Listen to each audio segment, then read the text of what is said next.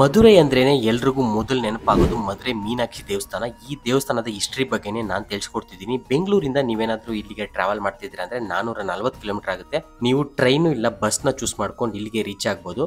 2000 ವರ್ಷಗಳಕ್ಕೂ ಹೆಚ್ಚು ಇತಿಹಾಸ ಇರೋ ಈ ದೇವಸ್ಥಾನ ಇಡೀ ಭಾರತದಲ್ಲೇ ತುಂಬಾ ಫೇಮಸ್ ಆದ ದೇವಸ್ಥಾನ ಅಂತ ಹೇಳ್ತಾರೆ. ಇದು ಮಧುರೈನ ಮಧ್ಯಭಾಗದಲ್ಲಿದೆ. ಈ ದೇವಸ್ಥಾನ 11ನೇ ಶತಮಾನದಲ್ಲಿ ಪಾಂಡ್ಯ ರಾಜ ಸಡಯವರ್ಮ ಕುಲಶೇಖರನವರು ನಿರ್ಮಾಣ ಮಾಡಿದ್ದಾರೆ. 45 ಏಕರ್ಸ್ ಅಲ್ಲಿ ನಿರ್ಮಾಣ ಆಗಿರೋ ಈ ದೇವಸ್ಥಾನದಲ್ಲಿ 12 ಗೋಪುರಗಳಿದಾವೆ. ಅದರಲ್ಲಿ 4 ರಾಜಗೋಪುರಗಳಿದೆ. ದಕ್ಷಿಣದಲ್ಲಿ ಇರೋ ಗೋಪುರ ಅತಿ ದೊಡ್ಡ ಗೋಪುರವಾಗಿದೆ.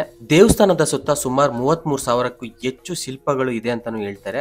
ದೇವಸ್ಥಾನದ ಒಳಗಡೆನೆ ನಿಮ್ಗೆ ಒಂದು ದೊಡ್ಡ ತೆಪ್ಪಕುಳ ಮತ್ತೆ 1000 ಕಲ್ ಕಂಬದ ಮಂಟಪನೂ ಸಹ ಇದೆ. ಈ ದೇವಸ್ಥಾನದ ವಿಶೇಷತೆ ಏನಪ್ಪಾ ಅಂದ್ರೆ ಪಾರ್ವತಿಯನ್ನ ಮೀನಾಕ್ಷಿ ಎಂದು ಮತ್ತೆ ಶಿವನನ್ನ ಸುಂದರೇಶ್ವರ ಅಂತ ಹೇಳಿ ಪೂಜೆ ಮಾಡ್ತಾರೆ. ನೀವ್ ಯಾರಾದ್ರೂ ಈ ದೇವಸ್ಥಾನಕ್ಕೆ ಆಲ್ರೆಡಿ ಹೋಗಿದ್ರೆ ಕಮೆಂಟ್ಸ್ ಅಲ್ಲಿ ಹೇಳಿ. ಇದೇ ತರ ಇನ್ಫಾರ್ಮೇಟಿವ್ ವಿಡಿಯೋಸ್ಗೆ ನಮ್ಮ ಪೇಜ್ ನ ಮರಿದೇ ಫಾಲೋ ಮಾಡ್ಕೊಳ್ಳಿ. ಮುಂದಿನ ವಿಡಿಯೋದಲ್ಲಿ ಸಿಗ್ತೀನಿ.